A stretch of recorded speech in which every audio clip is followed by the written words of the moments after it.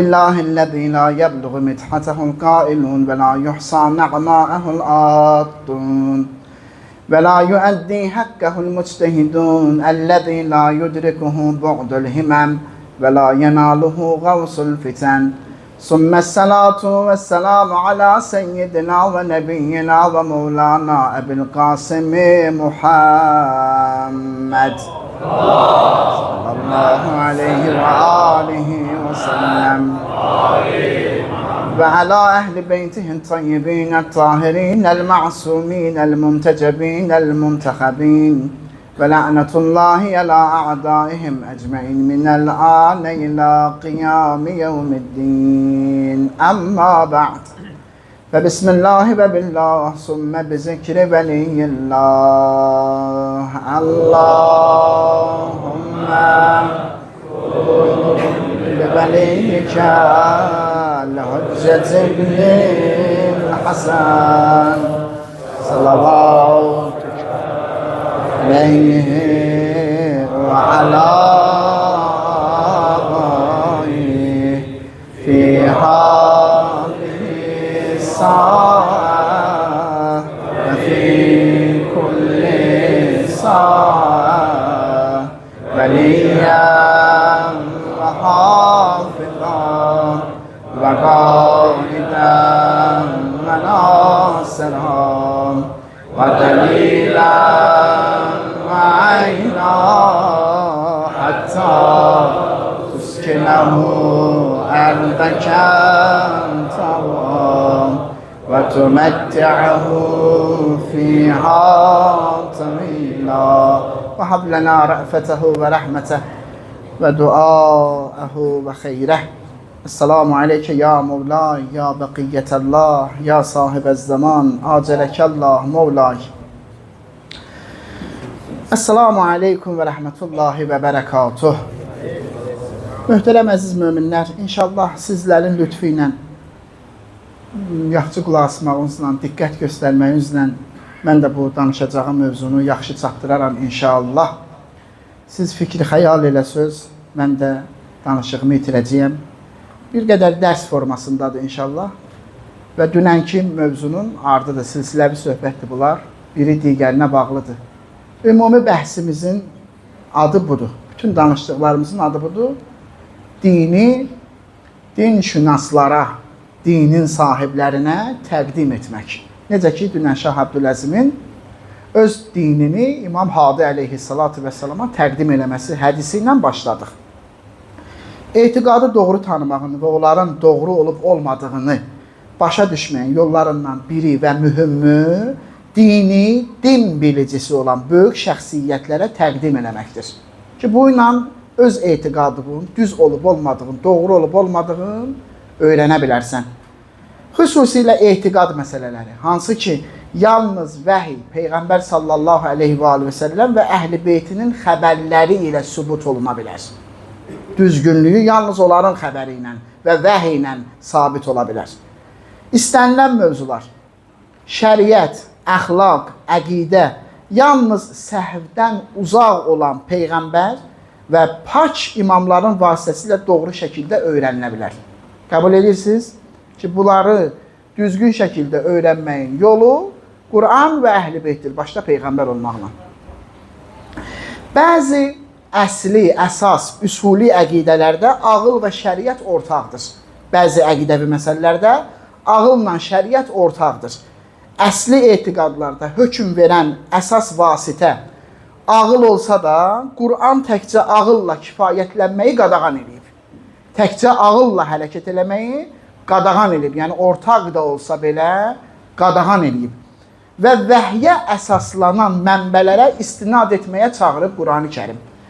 Ki, insanları əqidəvi mövzularda xüsusən vəhyə istinad edən mənbələrə çağırıb ki, onlardan alacaqsan, əqidə öyrənəcəksən. Məsələn, Nəhl surəsi 43. Bilmədiyiniz şeyləri zikri daşıyanlardan soruşun. Görsən, hara çağırdı? Fəsəlu əhlə zikri in kuntum la ta'lam. Yəni, ey insan, hər kim olursan ol. Sırf ağılla hərəkət eləməyəcəksən. Vəhyə söykənməlisən. Peyğəmbər, o ali Peyğəmbərə və Qurana söykənməlisən. Əraf surəsi 3. Rəbbiniz tərəfindən sizə nazil edilənə tabe olun. Yəni Quran çərçivəsindən çıxmamalıdır sənin ilahiyyat barədə olan düşüncələrin. Qurandan kənara çıxmamalıdır. Kənardan gətirdiyində Qurana salmamalısan. Həşr 7. Peyğəmbər sizə nə verdisə onu götürün, nəyi qadağan etdisə ondan çəkinin. Baxın, görsən, hara aparır Mütəala Allah bizi? Ya Qurana, ya zikr əhlinə, Peyğəmbərə, Əhl-i Beytə. Ali İmran 103. Hamılıqla birgə Allahın ipindən möhkəm yapışın. Yenə apardı Mütəala Allah ki, Allahın ipi Əmirül Müminin də Əhl-i Beyt əleyhissalam da Peyğəmbərdir. Maidə 15. Sizə Allahdan bir nur və aydın bir kitab gəldi. Demək, ağlın da təsdiqlədiyi budur ki, Quran və sünnəyə əsaslanmaq kifayətdir. Sizcə, Quran və sünnədən başqa yerdən nəsə etiqad götürməyə ehtiyac var, yoxsa yox? Yəni, əgər desən ki, Quran və sünnə kifayət etmir, filan yerdən də nəsə gətirmək lazımdır, bu Allahın ədalətinə tam ziddir. Çünki nə? Yarımçıq din göndərib, yarımçıq şəriət göndərib, yarımçıq əqidə göndərib ki, mən gərək gedim, əqidəmi başqa yerlərdən yığım, gətirim, düzəldim, məsələn, yaxşı bir əqidə düzəlsin məncə. Əgər bu həssas mövzular fəlsəfi və əqli yollarla araşdırılsa və nəticədə insan azsa, üzürlü sayılmayacaq. Diqqət edin. O kəslər ki, Quran və sünnəni fəlsəfi qənaətlərə, diqqət edin, bu cümlələr möhürbənd cümlələrdir, əsas cümlələrdəndir. Baxın, o kəslər ki, Qur'anı və sünnəni, əlavə sünnəni fəlsəfi qənaətlərə uyğunlaşdırmağa çalışırlar, təhlükəli bir yolda addım atırlar. Qur'anı fəlsəfə ilə uyğunlaşdırır, sünnəni fəlsəfə ilə uyğunlaşdırır. Çünki vəhyin çərçivəsindən çıxan hər cür fikir, istər fəlsəfi, istər irfani, istər şəxsi düşüncə, əqidə mövzusunda əsas ola bilməz. Əqidə mövzularında əsas sayıla bilməz. Şəxsidir, başqa yerin məhsuludur, Quran və sünnədən kənardır. Əgər insan Quran və sünnənin işığı olmadan bu qaranlıq yollara daxil olsa, tərəddüd, çaşqınlıq, təəccüb və şəkdən başqa nəsibi bir şey olmur. Nəsibi ancaq bunlar olacaq. Tərəddüd, şək. Həmişə. Məsələn, Quran və səhih hədislər, qəşəng qulaqsın, dərsi təhviq verim siz möhtərəmlərin huzuruna. Məsələn, Quran və səhih hədislər aydın şəkildə bəyan edir ki, Xaliq məxluqdan tamamilə ayrıdır. Hamı bunu burada təsdiq edir, əlhəmdülillah.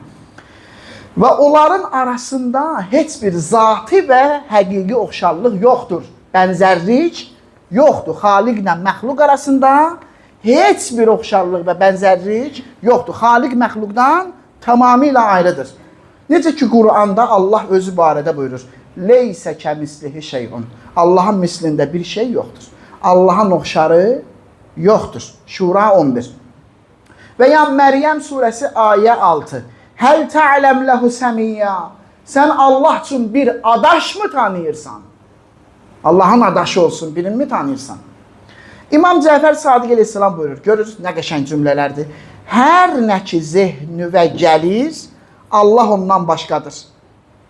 Hər nə ki zehnüvə gəlir, Allah məxluqatın, yaratdıqlarının heç birinə bənzəməz. Leysə kəmislihi şeyun. Misli yoxdur, oxşarı yoxdur, bənzəri yoxdur. İmam Hüseyin Kazım əleyhissalama deyirlər, bizdən soruşanda ki, Allah nədir, necədir, nə deyək? İmam deyir, leysə kəmislihi şeyun. Allahın oxşarı yoxdur. Yoxdursa mən bunu necə deyə bilərəm? Filan cürdü Allah, filan cürdü Allah, filan cürdü Allah. Deyə bilərəm, bənzəri yoxdur. İmam Rıza əleyhissalam buyur, xahiş edirəm qulaqsın. Allah bir şeyə bənzəsəydi artıq məxluq olardı. Amma o yaradan olduğu üçün yaranmışa bənzəyə bilməz. Tohid kitabı, Şeyx Sədqun Tohidi, Babın Nəfyü Təşbihdə. Bəs Quran və hədislər qəti şəkildə bildirir ki, Allah heç bir varlığa bənzəməz. Bu açıq, aşkar və aydın həqiqəti, aydın olan həqiqəti bəzi fəlsəfi və irfani yollarla uyğunlaşdırmaq olmaz. Yəni, sən bu həqiqəti hansısa fəlsəfi terminlə uyğunlaşdırma. O termini bundan uyğunlaşdır və tərk elə. Yəni, bu uyğun gəlmir. İlah vəhy ilə uyğun deyil bu. Məsələn, fəlsəfədə əsalətül vücud qaydası var. Əsalətül vücud. Yəni, varlığın əsas olması. Ümumiyyətlə, sistemdə əsas olan şey, bütün sistemdə əsas şey, yəni əsas həqiqət, xaşım, qəşəng qulaq asın, qəşəng alın. Mən əlimdən gələni edirəm, düzgün başa düşülməsindən ötürü. Əsas həqiqət var olmaqdır, varlıq, vücud. Əsalətül vücud, əsil sözündəndir də, vücuddakı varlıq. Əsas sistemdə, bütün sistemdə əsas həqiqət nədir? Varlıq. Bu, fəlsəfənin qanunudur. Müəyyən cəhətdən doğru bir nəzəriyyədir, qulaq asın. Amma bu fikri hər şeyə tətbiq eləmək olmaz. Və ya ilahiyyatı bu qaydaya uyğunlaşdırmaq olmaz. Bütün qaydaları ilahiyyatla uyğunlaşdırmalısan. İlahiyyatı gəlib hansısa sonradan yaranmış qaydalarla uyğunlaşdırmaq olmaz. Nəticədə nə olar? Nəticədə bu aləmdə əsas şey var olmaqdır, deyir, Allahla məxluqun varlığını eyniləşdirir. Bəs biz bayaq dedik axı, leysə kəmislihi şeyun. Allahın misli yoxdur, oxşarı yoxdur, bənzəri yoxdur. Nəticə etibar deyirsən, əsas şey var olmaqdır, var olmaqda məxluqla Allah eynidir. Var olmaqda məxluqla Allah eynidir, bir-birinə oxşardılar. Bunların arasındakı sadəcə fərq var.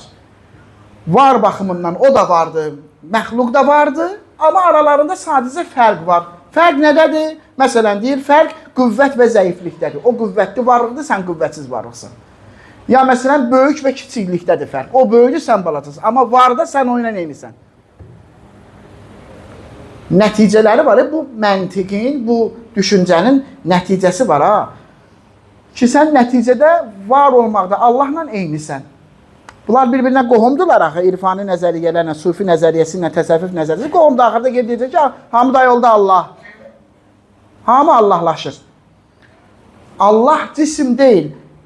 Sən Allah barədə nəyi təsəvvür elədin, sonra dedin ki, varlıq baxımından bir-birinlə eynidirlər. Var olma baxımından. Və ya bəzi irfani nəzəriyyələr. Mənim sözüm bundadır ki, hansısa nəzəriyyələr, hansısa yerlərdə doğrudur və düzgün hesab edilir. Amma onu sən vəhiy ilə uyğunlaşdırmalısan. Quran və Əhl-i Beytlə uyğunlaşdırmalısan. Və ya onları gətirib o qanunların içinə salıb, onları da o qanunun çərçivəsində qəbul etməməlisən. Darlaşdıracaqsan və ya əqidə azğınlığına gedib çıxacaqsan. Məsələn, xaliqlə məxluqu dəniz və dalğa kimi bənzətmə. Bu ilə izah edirlər. Məsələn, Allah dənizdir, biz onu dalğalarıyıq. Vəhiy xəttində bizə belə bir şeylər çatdırılmayıb. Qəşəng qulaq asaq, inşallah, yatmayaq. Bizim söhbətimizin mərkəzi budur ki, məarifi yalnız vəhiydən almalıyıq. Bir dənə salavat deyək Peyğəmbərə. Allahümmə səllə alə Muhammed. Baxın, Peyğəmbər kəlamına şiddətli şəkildə iman gətirmək lazımdır. Şiddətli şəkildə. Hər tərəfli öyrənmək lazımdır Peyğəmbərin kəlamını. İnni tarikun fikumus səqələyn. Çoxuz əzbər bilirsiniz. Kitabəllah və itrəti əhlə beyti. Mən sizin aranızda iki ağır əmanət qoyub gedirəm, tərk edirəm. Biri Qur'andır, biri də Əhl-i Beyt. Və in təməssəktum bihima. Əgər o ikisindən bərk, möhkəm yapışsanız, lən təzəllu əbəda. Görürsən, kişi söz deyib də, heç vaxt zəlalətə düşməyəcəksiniz. Bu ikisindən. Başqa yol qoymayayım ki. Başqa yol qoysa kənardan nəsə gətirirsən artıq. Kənardan nəsə gətirirsən hələ bir, sonra bu müqəddəsatı o kənardan gətirdiyinlə uyğunlaşdırırsan. Ondan bir nəticə çıxardırsan, ondan bir əqidə çıxardırsan və əqidə düzəldib yanlış yollardan gedirsən. Şəxsiyyətindən asılı olmayaraq fərqi yoxdur. İstər İbn Sinası olsun, istər Molla Sədrası olsun, istər Farabisi olsun, istər İbn Yaqub olsun, İbn İshaq olsun, kimlər olur olsun, fərq etməz. Görək, düz tərəfin deyir, o yaxşı yerlərini deyirsən, gələk bu tərəflərində deyəsən. Onlar vəhiydilər ki, ya onlar başdan ayağa tərtəmiz olsunlar. Biz niyə şəxsiyyət pərəstlik eləyək? Bunlar məgər, bunların kəlamları Allahın vəhyidir ki, ya onlar heç bir xəta və məsun olsunlar hər bir xətadan, nöqsandan yox. Məsədə İbn-i Sədəqə İmam Cəfər Sadiq əleyhissalamdan nəql edir ki, Əmirül Möminin Əli ibn Əbi Talib əleyhissalatu vəssalam Küfədə mənbərdə xütbə dediyi vaxt bir kişi ona yaxınlaşır və deyir: Ya Əmirəl Möminin, Rəbbimizi bizə elə vəsf et ki, sanki onu gözlə görürük. Ta ki onun məhəbbəti bizdə artsın və bu yolla mərifətimiz daha da artsın. Elə vəsf et Allah bizə, sanki onu gözümüzlə görürük. İmam əleyhissalatu vəssalam qəzəblənir və cəmaatı hamılıqla məscidə çağırır. Cəmaat o qədər yığışır ki, məscid dolur. Rəngi dəyişmiş və qəzəbli halda mənbərə qalxır. Çünki sual verən elə bilirdi ki, elə güman edirdi ki, Allaha tam şəkildə vəsf eləmək olar. Və Allahın zatı sifətləri insanlar üçün açıq, aydın ola bilər. Zatı sifətləri, zatı sifətləri insanlar üçün aydın ola bilər, aşkar ola bilər. Və yaxud elə düşünürdü ki, Həzrəti Əli əleyhissalatu vəssalam Allahın həqiqətini göstərə bilər. Elə düşünürdü. Allahın həqiqətini göstərə bilər. Elə fikirləşirdi. İmam həmd, səna və salavatdan sonra üzün tutur sual verən şəxsə və buyurur. Bax, ey sual verən. Bir dənə bu mətni məndən xahiş edirəm, qəşəng qulaq asın mətninə. Bax, ey sual verən, sən Qur'anın sənə öyrətdiyi yolla Allahın sifətlərinin ardınca get. Allahın sənə öyrətdiyi yolla get, Allahı tanı. Qur'anın nuru ilə aydınlığa çıx. Şeytanın sənə öyrətdiyi və Qur'anda sənə bilinməsi vacib edilməyən yolla yox. Və ya Peyğəmbər və imamların sünnəsində bəyan edilməyən sifətlər barədə elm və biliyi Allahın öhdəsinə burax. O şey ki, Peyğəmbər sənə deməyib, o şey ki, imam sənə deməyib Allah haqqında, sifətləri haqqında, zatı haqqında və deyib bu barədə düşünmək haramdır hətta. Sən bu məsələlərdə bunu həvalə elə Allaha. Bu Allah Taala'nın sənin üzərinə qoyduğu son haqdır. Bil ki, elmdə dərinə gedən insanlar özlərini nəzərdə tutur, Rasixunə fil elm. Kimdir rasixunə fil elm? Ər-rasixunə fil elm. Elmdə dərinliklərə baş vuran Əhl-i Beyt. Bəl ayatun bəyyinatun fi sudurillezine utul elm. Bütün açıqlamalar və bəyanatlar sinələri elmlə dolu olan şəxslərdir. Özlərini deyir, baxız indi. Bil ki, elmdə dərinə gedən insanlar onlardır ki, bu cür insan idrakının çata bilmədiyi şeylərin dərkində cahilliklərini etiraf etmişlər. Yəni, mən Əmirəl Möminin etiraf etmişəm, ilahi, sənin zatı və nisbətdə bilgidə mən cahiləm. Sənin zatı və nisbətdə bilgidə mən cahiləm. Yəni, heç kim Allahın zatını dərk edə bilməz. Hətta imam olsa belə, Peyğəmbəri Əkrəm olsa belə. Və bu etirafları onları ehtiyatsız edib. Yəni, bu etiraflar onları bu məsələlərdən, çaşqınlıqlara düşməkdən nə edib? Ehtiyatsız edib. Buna görə də Allah Taala onları elmlərinin çata bilmədiyi şeylərdə öz acizliklərini etiraf etdiklərinə görə tərifləyib. Allah onları tərifləyib. Allah onların Allahın zatı barədə danışıb bəhs etməyi əmr etmədiyi bir şey barədə düşünməmələrini mətanətlik adlandırıb. Allah deyib ki, bu barədə düşünməyin. Onlar da heç vaxt düşünmür. Allah bunu mətanətlik adlandırır. Belə isə, ey sual verən, sən də Quranın göstərdiyi kimi yolla kifayətlən, pak və nöqsansız Allahın əzəmətini öz ağlınla ölçmə ki, həlak olarsan. Nəhcül Bəlağə, xütbə 90. Salavat de Peyğəmbərə. Allahümmə səlli ələ Muhamməd Dəyərli möminlər, möhtərəm əzizlər, baxın, bu göstərişdən kənar kim nə deyirsə özünü tanımamaqdan, ağlına və bir neçə terminə əsaslanmaqdan qaynaqlanır. Termini eləyib özünə vəhi, çıxa bilmir terminini. Ada qobun qırağa. Quran və Əhl-i Beyt. Bir məsələn, özü üçün aşılmaz sədd çəkir, o səddi keçə bilmir və deyir ki, yox, sən düz demirsən. Sən bu səddi qoy, Quran və vəhiy və sünnənin işığı ilə bax. Şeyx Müfid Quddisə Sirruh deyir, Allah rəhmət eləsin. Allah Taala'nı yalnız onun özü kitabında və ya peyğəmbərinin dili ilə adlandırdığı adlarla, həmçinin peyğəmbərinin əhl-i-beytinin adlandırdıqları adlarla adlandırmaq caizdir. Onun sifətləri barədə də eyni şey deyirəm. Mən Allahı yalnız onun özünü tanıtdığı sifətlərlə sifətləndirirəm. Bu İmamiyyə məzhəbinin etiqadıdır. Əvailul Məqalat səhifə 53. Qurandan bəzi ayələrə baxaq, dəyərli əzizlər. Bir-iki ayə. Baxız, Allah hər bir dişinin nə daşıdığını bilir. Rə'd surəsi ayə 8. Yəni, qarnında, bətnində nə daşıdığını bilir. Bu bir. İkinci ayə. Allah hər şeyi biləndir. Bəqərə surəsi 231-ci ayə. Bu ayədə iki xüsusi mətləbi çatdırır Allah təbarək və Teala. Yorulmadınız. Qulaq asın. Bir, Allahın bilməyindən danışır. Allah öz bilməyindən danışır. Bir də Allahın bildiyi, öz bildiyi şeylərdən danışır. İki cəmbə. Bir Allahın elmi, bir də Allahın bildiyi şeylər. Baxız, vəhy evi bizə başa salıb ki, Allahın bildiyi şeylər onun zatından ayrıdır.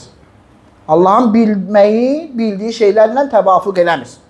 Allahın bilməyi başqa şeydir, bildiyi şeylər başqa şeydir. Allaha aidiyyatı yoxdur, zatından ayrıdır. Yəni, alim ilə məlum bir-birindən ayrıdır. Lakin yenə bəzi fəlsəfi görüşlərə görə Allahın elmi yalnız öz zatına və varlığının təzahürünə aiddir. Xəlqinə də yox, şeyx görürsən, təzahürdür, xəlq də demir. Xəlq desə, öz prinsipinə ziddaqdır, təzahür. Əvvəldən hamımız var idik, Allah bilir ki, səni yaradacaq, demək, sən də Allah var olandan varsan. Diqqətli olaq. Demək, nə deyirlər? Deyirlər ki, bunlar Allahın elmi yalnız öz zatına və varlığının təzahürlərinə aiddir. Yəni, Allahın bildiyi şeylər Allahın zatından ayrı deyil. Allah bilirdi səni yaradacaq. Deyə bilərsən, yox. Allah bilir də səni yaradacaq. Demək, sən Allahın elmində nə idin? Var idin. Demək, sən Allahın elmi sonradan yaranandır, yoxsa əvvəldən var? Əvvəldən var. Demək, sən də əvvəldən varsan da. Sən də Allahın bir tayısan da. Bax, görsən. Budur ya mətləb, məsələ budur ya. Nəticə etibarilə Allahın bildiyi şeylər ki, həm də yaratdıqlarıdır. O yaratdığı şeylər məxluq olmaqdan çıxır. Məxluq olmaqdan çıxır. Siz təsəvvür edin, sufilər bunda daha məşhurdur da bu söhbətdə. Daha məşhurdular. İbn Sina deyir, getdim xanəgahda dərvişlə bəhs elədim, mübahisə elədim. Çıxanda sufi onu gör necə məhv eləyib, o boyda filosofu. Gör necə məhv eləyib onu. Çıxanda deyir ki, biz deyirik, bunlar görür. Biz danışırıq, biz söz əhliyik. Ki, Allahın elmində var idi, fəlsəfi nəzərlər daxıblar. Bizi boş-boş danışırmışıq. Bunlar görür. Heç kim onun, Allahın əvvəla elmi onun zatıdır, özüdür. Allahın elmi Allahın zatıdır. Və heç kim onun necə bildiyin, elminin necə olduğunu dərk edə bilməz, möhtərəm canlar. İstisnası olmadan, istisnası olmadan. Heç kimdə bu qabiliyyət yoxdur Allahın zatını olaraq elmi və ya hər bir şeyi dərk eləsin. Mütəal Allah özü nə buyurur özü haqqında? Və la yuhituna bihi elmən. Heç kim Allahın elmini əhatə edə bilməz. Sən nə bilirsən, Allah nə bilir, necə bilir? Sən elmin gəldi çatdı o da deyəcək ki, sən deyəsən ki, bütün məxluqat Allahın elminin təzahürüdür. Təzahür bilirsən nə deməkdir? Təzahür bilirsən nədir? Məxluq demir ha, təzahürdür. Təzahür yəni bir şey var idi, üzə çıxmamışdı, çıxartdı üzə. Subhanəlləzi əzhərəl əşya'a və hava eynuha. İbn Ərəbinin sözüdür. Paşdır, münəzzəhdir o Allah ki, hər şeyi üzə çıxartdı və Allah üzə çıxartdıqlarının elə özüdür. Yəni Allah nə yaradıb demir də, mən deyirəm. Allah nə üzə çıxardı, belə o Allahdır. Baxın, sonradan gələn sistemlər özləri ilə terminlər və yollar gətirdilər ki, bunlar İslamı öz həqiqətlərindən uzaqlaşdırdı. İnsanlar Allaha Quran və sünnə ilə yox, fəlsəfi və bəzi irfani dillə tanımağa başladılar və çalışdılar. Məsələn, dedilər, Allah dənizdir, biz dalğa yox. Varlıq hamısı birdir, çünki birdən ancaq bir çıxır. Zatla sifət eynidir və s. Bu cürlə ifadələrlə başladılar Allahı tanımağa çalışmağa. Biz Əhl-i Beyt əleyhimussalamın qapısını döyməliyik, əziz möminlər, gözəl insanlar, qəşəng qulaq asanlar. Onların bizə verdiyi həqiqi terminləri öyrənməliyik. İmamlar elə dualar öyrədirdilər ki, bu dualar çox dərin və həqiqi irfani məzmunlar daşıyırdı. Çox dərin, çox. Amma nurda axı, nə olsun dərindir. Amma buna baxmayaraq hər kəsə bu duaları öyrədirdilər, hər kəsə. Hər təbəqədən olan insanlar bu duaları başa düşürdülər və istifadə edirdilər. Da buna ağır gəlib, ona gün gəlmirdi. Hamiyə çatırdı. Məktəb görməmiş, səhrada yaşayan ərəblər belə, hansı ki, nə şəfa, nə nəcat, nə işarat, nə əsfar, nə də Fusus kimi fəlsəfi kitablar oxumuşdular. Amma elə iman tapırdılar o dualardan. İbn Sina, Molla Sədra, nə bilim, Farabi kimi filosoflar xəyallarında belə o imanlara sahib ola bilmirdilər. Elə iman tapırdılar o dualardan. Sən ziyarət-i camiyə kəbirədə imama nə deyirsən? Deyirsən, kəlamukum nur. Sizin kəlamınız nədir? Nurdur. Nur adamı neyniyər? Aydınlığa çıxardar. Girinc qoyar. Hansı filosofun sözü, hansı filosofun boğazından keçib bildirənə qədər? Bu düz yol olsaydı, bildiğin sözünü hamı deyərdi. Qərb fəlsəfəsi, şərq fəlsəfəsi, işarat, məşşa, sədrül mütəəllihin, bəhləvilər fəlsəfəsi. Hərəsi bir söz deyir, o birisinin sözünü qəbul eləmir. Bu vəhy olsaydı, elə hamısı bir dənə mıncıq kimi bir sapa düzlərlər, bu onu, o bunu təsdiq edir, gedərdi. Elə batıl olmağı bundan bilinirdi. Mərhum Şeyx Lütfullah Safi Gülpayqani Ərz-i-Din kitabında yazır. Səhifəsini deyəcəyəm, qəşəng məsləhət verir. Görün nə buyurur. Deyir, əgər biz o ağır fəlsəfi kitablarla məşğul olmaq əvəzinə dərin mənalı duaları oxuyub onların şərhini etsəydik, başa düşərdik ki, bizə verilən bu məariflə başqa yerlərə getməyə ehtiyac yoxdur. Görsən, Allah rəhmət eləsin, nə qəşəng deyib. Bu hədisi də yaddan çıxartmayaq. Peyğəmbər buyururdu, əgər Musa sağ olsaydı, mənə tabe olmaqdan başqa çarəsi olmazdı. Yəni, sən Musa qədərsən ki, ya. Musa aleyhissalam əla nəbiyyina, hansı ki, ulul əzmdir. O belə sağ olsaydı, gələcəkdi, marifin məndən götürəcəkdi, mənə tabe olacaqdı, Peyğəmbərimizə tabe olacaqdı. Sən girsən, qıraqdan şey gətirirsən ki, bunu mən başa düşürüm. Əqidə məsələləri, Qur'an-ı Kərim, səhih hədislər və bu iki mənbəni dərindən bilən şəxslərin sözlərinə əsaslanmalıdır. Məsələn, qulaq asın, xahiş edirəm. Bitirirəm dayansız. Zəkəriyya İbni Adəm, İmam Rıza aleyhissalam onun haqqında belə buyurub. O həm din, həm də dünya baxımından etibarlı bir şəxsdir. Yəni, sən əqidə almaq istəyirsən, imam tərəfindən bu adam təsdiqlənir. Ged əqidə öyrən bu kişidən. İmam təsdiqliyi baxın, öyrənmirəm. Eləcə də Şeyx Tusi, Əllamə Məclisi kimi böyük alimlər, insanlar öz əqidələrini belə şəxslərə təqdim etməlidirlər. Diqqət edirsiniz. Bu alimlər təsdiq etməlidirlər ki, bəli, bu təqdim olunan din həqiqətən Allahın Peyğəmbərə nazil elədiyi dindir. Peyğəmbərlərin məktəbini, möminlər, yoruldu yoxdur, Peyğəmbərlərin məktəbini, Qur'an-ı Kərimi, vəhiy yolunu, İmam Baqir və İmam Sadiq əleyhissalamın məktəbini, Zürarə, Əban, İbn Təqlib, Muhammed ibn Müslim, Salman, Əbazər, Əmmar, Əsbəq, Hüzeyfə və onlar kimi sahabələr tanıyıb, başa düşüb və yaşadıblar, başqaları yox. Yəni, bunlar başa düşüblər və yaşadıblar. Heç vaxt eşidilməyib ki, kimsə əqidəsini Yaqub ibn Kindi kimi bir filosofun yanına aparıb təqdim eləsin. Gəl buna deməyib ki, sən mənə bir dənə möhür vur gör, düzdür, əqidə demiyorsun. İslam maarifinin və əqidənin meyarı vəhiy, Peyğəmbər, imamlar və onların etibarlı şagirdləridir. Fəlsəfə və irfan terminləri ilə din qurmaq olmaz. Ərz edin, Bərbozorqano dinşünasan, səhifə 36-37. Ünvanlandırır hara? O yerə ki, orada iynənin ucu boyda xəta və səhv yoxdur, əqidə oradan götürməlisən və s. İndi sual budur. Gəldik, çatdıq axırına. Biz ki, deyirik, İmam Hüseyin əleyhissalam özünü, ailəsini və sahabələrini İslamın yaşaması üçün fəda eləyib. Hansı İslam üçün? Hansı İslamın yaşaması üçün fəda eləyib? Məgər İslam yox idi? İslam getmişlər adam. Ondan qabaqçı xəlifələr, ondan sonraki xəlifələr, Yezidin özünü İslam xəlifəsi adlandırmırdı. Yezidə Əmir əl-Müminin demirdilər. Hamısı İslam deyib də. Sən ki deyirsən, ha, möhtərəm mömin və digərlər, düz söz deyirsən, ha, amma hansı İslam?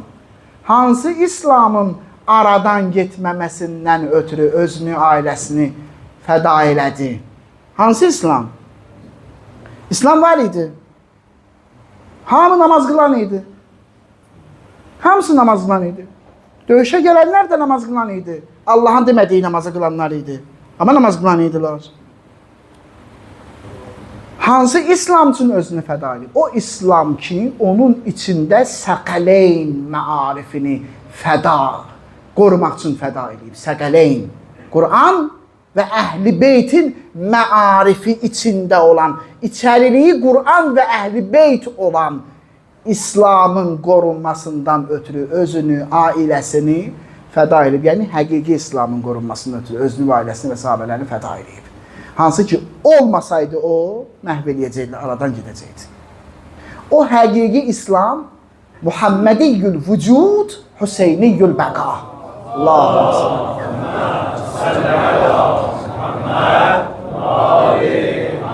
o həqiqi İslam ki, Peyğəmbərlə vücuda gəlmişdi, İmam Hüseynlə qaldı.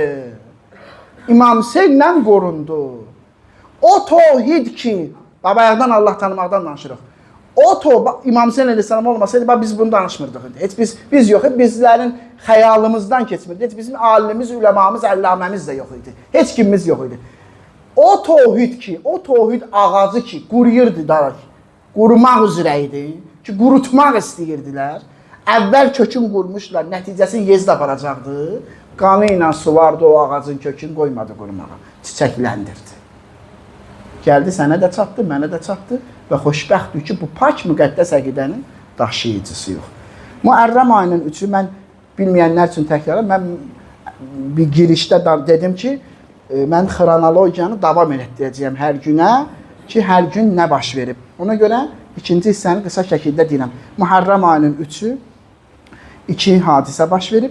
Bir, İmam Hüseyin Aleyhisselam Küfənin böyüklərinə məktub yazır və Qeysər ibn Musəhhər Səudaiyə verir ki, Küfəyə çatdırsın. Ancaq yolun ortasında məmurlar Qeysi tuturlar. O, Yezid və İbn Ziyada qarşı danışdığı üçün onu şəhid edirlər. Qəlaid-ün Nuhur, Muharrem və Səfər, səhifə 41. İkinci məsələ, Ömər ibn Sədin Kərbəlaya gəlişi.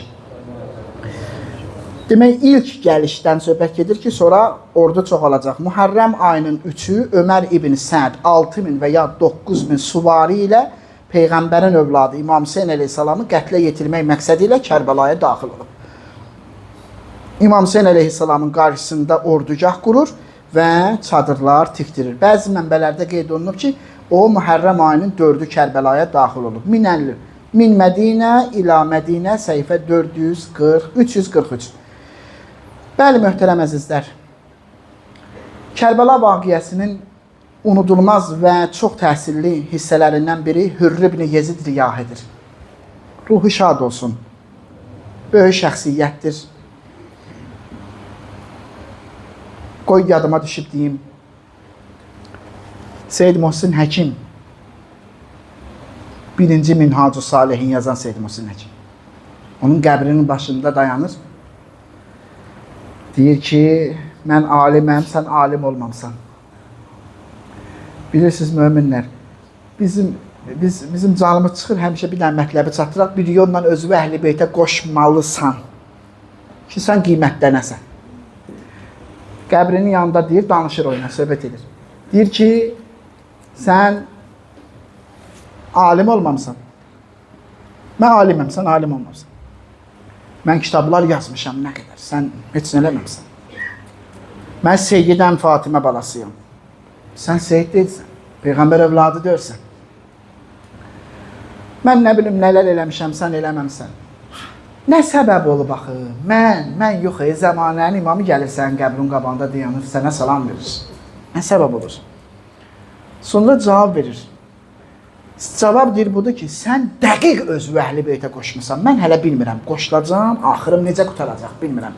Nə ilə öləcəm, necə öləcəm, hələ məlum deyil. Amma sən dəqiq bu karvana qoşulmusan. Sən qanunu qatmısan bunların qanuna. Bəzi cahil təbəqələrin arasında neçə il bundan qabaq, qoy bunu da deyim, qoy qalmasın yanım. Cahil təbəqələrin arasında Hürrü ziyarət eləmirdilər, bəzi şiə cahil təbəqələr. Dedilər ki, o İmam Hüseyin Əhl-Beytin qorxudu, baxı, falan filan. Onun cənazəsini də gəlib qəbiləsi götürüb aparıb, 9 kilometr aradadır da, aralıdadır, aparıb dəfn ediblər. Şah İsmail Xətai bu söhbəti öldürməkdən ötürü, bu söhbəti bastırmaqdan ötürü göstəriş verir ki, onun qəbrini açsınlar. Ki, onu diri görəcəklər, yəni çürüməmiş görəcəklər və iman gətirəcəklər ki, bu həqiqətən də böyük şəxsiyyət olur. Açırlar qəbri şərifi və görürlər ki, bəli, qəbrin içindədir və İmam Hüseyin ağanın o dəsmal ki, başına bağlayıb, o da oradadır. O dəsmalı açıb götürmək istəyir və götürür də, amma gör neçə, artıq 1000 ilə yaxın vaxt keçmişdi üstündən, dəsmal açan kimi başından qan gəlir. Hər nə qədər dəsmalla başını bağlayırlar, qan kəsilir. Deyirlər, bu da İmam Hüseynin medalıdır, verir buna, bağlayın başına. Təzədən bağlayırlar başına və bəzi rəvayətlər deyirlər, elə buna görə Xətai ləqəbini götürüb ki, yəni onu qəbrin açdığına görə. Allah rəhmət eləsin şaha. Demək, Kərbəla vaqəsində xüsusi yerə sahibdir. Hansı ki, Kərbəladan Kufəyə gedən yolu o bağlamışdı maalesef. Əlbəttə, bilən bilir, burada təkvini məqamlar var idi. Burada təkvini məqamlar var. İmam Hüseyin Kərbəlada xeymələri quranda hələ heç hür gəlməmişdi. İndi bu söhbətlərə girmirik də. Amma zahir var, batin var da. Batində elə bir imam bir orada qalmalıdır, orada olmalıdır. Amma elə zahir höccət tamamlanmasından ötürü bəli, aralarında münaqişə yarandı. Hürlə İmam Hüseyin ağanın arasında.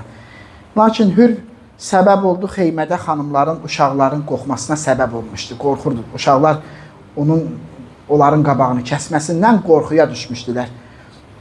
İmamın qarşısını kəsdi, dedi, mən məmur olmuşam ki, sən Kufəyə girməyəsən.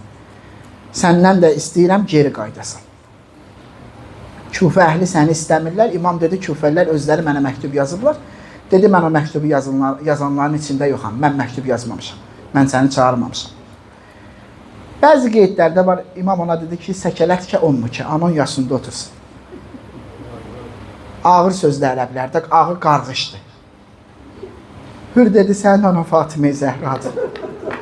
Mən bu sözü sənə qaytara bilmərəm, bu sözü sənə cavab verə bilmərəm. Bu danışıqlar zamanı xanım Zeynəb xeymədəki uşaqlar salamul aleyhim əcməyin qorxmuşdular. Lakin Hür həqiqətən düşünmürdü ki, onlar İmam Hüseyin əleyhissalamı öldürmək istəyirlər. Burası dəqiqdir. Hür düşünmürdü ki, bu qoşun, ki, onların qabağını kəsdi falan nədir, amma düşünmürdü ki, Ömər Səəd, o birisilər İmam Hüseyin əleyhissalamı öldürmək istəyirlər. Bunu heç ağlına gətirmirdi. Ömər Səəd döyüşə hazırlaşanda Hür ondan soruşur ki, sən bu kişi ilə doğrudan savaşacaqsan, İmam Hüseyin əleyhissalamdan soruşur ki, sən doğrudan bu kişi ilə savaşacaqsan. Ömər ibn Səəd deyir ki, Allaha and olsun ki, çox şiddətli savaşacam, ən azı başlar kəsiləcək və əllər havada uçacaq. Hür soruşur, sizə etdiyi, danışacağım bu söhbəti, İmam Hüseynin Ömər Səədə təklifləri var idi. Vaxtı çatanda danışacağım. Hür soruşdu, sizə etdiyi təkliflərdən hər hansı birinə razı deyilsiniz.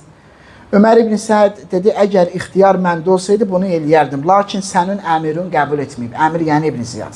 Qəbul etməyib bu təklifləri. Bu sözdən sonra Hür ki, əmin olur ki, bunlar İmam Hüseyin əleyhissalamla vuruşacaqlar, öldürəcəklər ağanı. Bu sözdən sonra Hür çəkilir kənara. Öz qövmündən Qurra ibn Qeys yanında olur və bir başqası da var. Demək, Hürrü əsmə tutur. Muhacir ibn Oğuz ona deyir ki, sənin vəziyyətin qorxuludur bu halda. Allaha and olsun ki, heç vaxt səni bu vəziyyətdə görməmişəm. Heç vaxt. Əgər məndən soruşsaydılar, Kufə əhlinin ən şücaətli şəxsi kimdir? Deyərdim, sənsən, səndən başqa şücaətçi. Doğrudan da çox pəhləvan olub, böyük pəhləvan olub. Amma nə haldır mən səndə görürəm? Mən səni belə görməmişəm. Sən qorxan adamlar kimi əsirsən əməlli başlı. Görün nədir? Qalə inni vəllah uxayyiru nəfsi beynəl cənnəti və nar. And olsun Allaha, mən özümü cənnətlə cəhənnəmin arasında görürəm. Vəllah la əxtar aləl cənnə şeyən və ləv qutti'tu və hurriqtu. And olsun Allaha, cənnəti qoyub cəhənnəmi seçməyəcəyəm. Tikə-tikə doğransam da, yandırılsam da. Cənnəti qoyub cəhənnəmi seçməyəcəyəm. Sümmə zərəbə fərəsəhu. Sonra atına vurdu qəmçini. Fələhiqə bi Hüseynin. Getdi özün İmam Hüseyn ağaya qovuşturdu. Amma necə qovuşturdu? Necə qovuşturdu? Buradan başlayır söz. Söz buradan başlayır. Möminlər, İmam Hüseynlə bir dənə söhbət edib. Elə deməyim, İmam Hüseyn onunla bir dənə söhbət edib, bir dənə danışıb. Elə bil o xeyməyə hücum edən hürr olmayıb, qızları qorxudan hürr olmayıb, İmamı incidən hürr olmayıb, İmamın qabağını alan hürr olmayıb, elə danışıb. İmam belədir ya, İmam bugün bu ölməyib, bu İmam Zaman ağa ilə də sən bugün o münasibəti qura bilərsən ha. Müxtəlif sözlər yazıblar, yaxınlaşanda çəkmələrini çıxartdı. Əmmaməsini çıxartdı, atdı yerə. Atdan düşdü, bəzi mənbələrdə qoyulur, çəkmələrin astı boğazından. Və uzaqda, aralda dayandı, xeymələrin qabağında əvvəl salam verdi. Əssəlamu aleykə ya Əba Əbdillah. Birinci salam verdi İmam Hüseyn ağaya, ağlıya. Ağlıya dedi, Cu'iltu fidak, sənə fəda olun. Baxız gör nə dedi, həlli min tövbə. Mənim tövbəm qəbul olar, bağışlayarsan məni, əff eləyərsən məni. Deyənəsən İmam-ı Zamanımın qabağında deyərsən, həlli min tövbə, məni bağışlayarsan. İmam Hüseyn səslədi, salam verdi, səslədi. İmam Hüseyn gəldi qabağa, buyurdu. Baxız, danışığa bax. Əhlən, hubbən və kəramətən. Xoş gəlmisən. Sevgi ilə səni qarşılayıram. Kəramətlə qabağa çıxıram. Burada bir danışıq var. İmam Hüseyn buyurur, hür. Axı qonaq gələndə, qonaq kimi qəbul edir də, qonaq gələndə qabağına bir şey qoyarlar, yemək qoyarlar, içmək qoyarlar. İmam buyurur ki, hür, sən üçün bir şey hazırlamağa heç nəyimiz yoxdur, amma çadırlarımızın kölgəsinə təşrif gətirə bilərsən. Bir dənə kölgəmiz var ki, bu istidən o kölgəyə sığınmaqla sənə qonaqlıq verə bilərəm. Hür deyir, ağa, səni bu məkanda sıxışdırıb saxlayan mənəm. İmam buyurur, qardaşım necədir, hür? Məhəl vermir onun sözlərinə, deyir, qardaşım necədir? Hür deyir, ağa, Allaha and olsun, sənə qarşı belə rəftar eləyəcəklərini güman eləməzdim. İmam buyurur, Allah atıma rəhmət eləsin, eşitdim, dünyasını dəyişir. İmam söhbəti dəyişir, bax. Hür deyir, ağa, Allaha and olsun, onların belə edəcəklərini bilsəydim, belə iş tutmazdım. İmam buyurur, eşitmişəm, bir dənə oğlum var, böyüyüb, yaxşıdır, əhvalı yaxşıdır. Başını da qaldırmır. Deyir, etdiyim əməllərə görə tövbə edib yanıma gəlmişəm. İmam buyurur, hür, başı qaldır, gedək xeymələrə. Elə bunu deyəndə bu dəm görür, uşaqlardan biri deyir ki, xeymənin yanında uşaqlardan biri deyir ki, bu kişi atamızın qabağını kəsdi, bu kişi bibimizi qorxutdu, bu kişi qızları qorxutdu, bu sözü eşidir. Eşidən kimi ot tutur, hürri ot tutur. Deyir, mənim Mövlam, mən Allahın ailəsini qorxutmuşam. Mən bu uşaqların, qadınların ürəyini qorxutmuşam. İcazə ver, gedim döyüşə. Ağadan icazə aldı, gəldi meydana. Rəcəz dedi. Çox gözəl bir rəcəz dedi. Da tərcüməsini yazmışam. Dedi, mən hürrəm, mən qılıncın qonağıyam.